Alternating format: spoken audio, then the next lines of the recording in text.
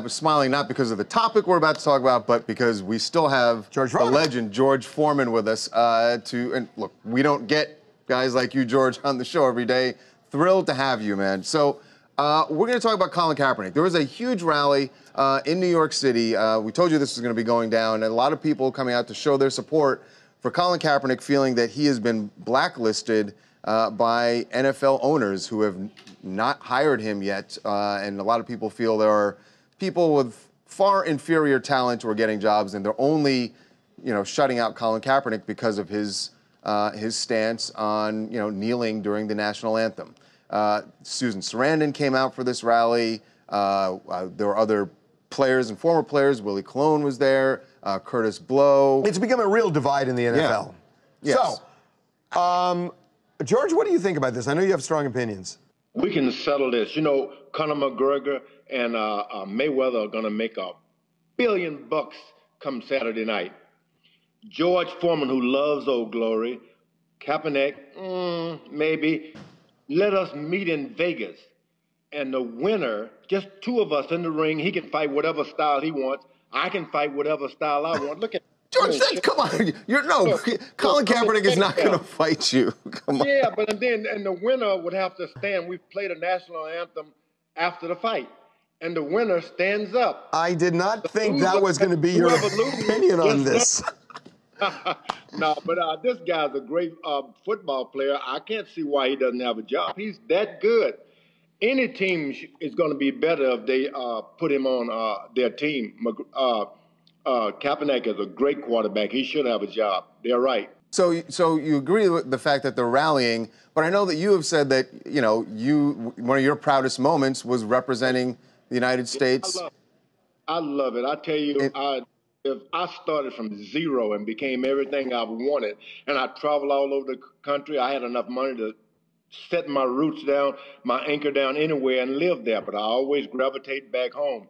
Now, some guys have something. When you're young, you got to have an opinion. What's the use of being young if you can't protest?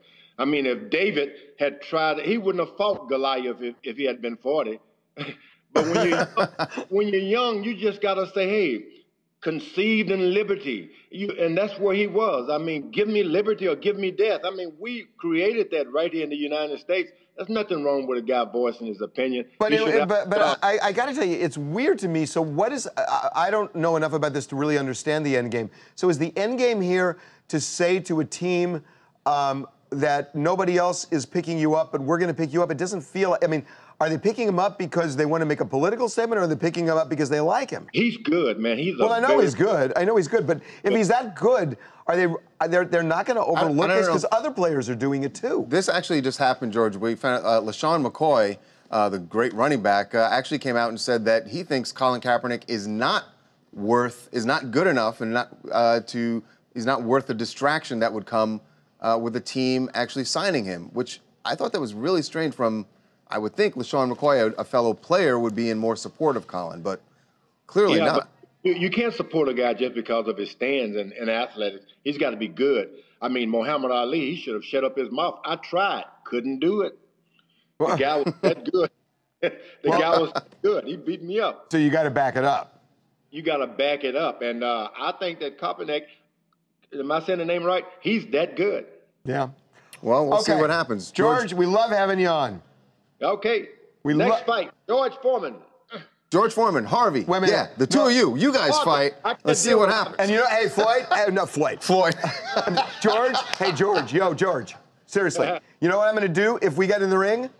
Run. I'm going to do this. I'm going to do this. The way you just said. And I'm going to throw the kitchen sink at you, and then I'm going to put you down on the mat, man. I saw that. Look at the footwork. I saw that. What is that? There was no footwork whatsoever, George. Thanks so much for being with us. Bye, George. Don't ever do that. I love this show. I actually really like doing this because it's not quite a show. Make sure to subscribe to TMZ Live to keep up to date on the latest entertainment news. And if you want to keep watching, click on one of these videos right now.